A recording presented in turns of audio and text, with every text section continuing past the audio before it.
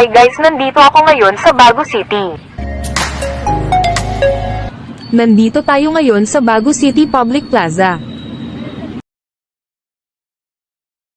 Mayroong baklaran na nagtitinda ng mga bracelet, kwentas, hako at iba pa sa gilid ng kanilang plaza.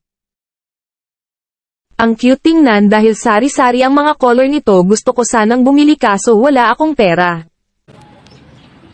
Dali-dali akong tumawid dahil mayroong motor. Makikita ninyo ang mataas na simbahan ng Iglesia ni Cristo.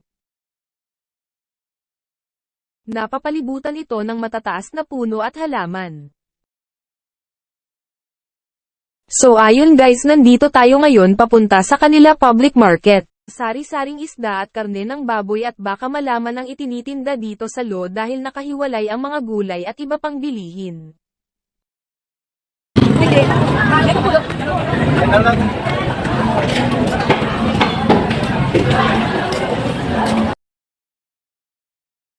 Punta naman tayo dito sa kabila. Dito itinitinda ang mga gulay, itlog, mga sahog at ginagamit panluto.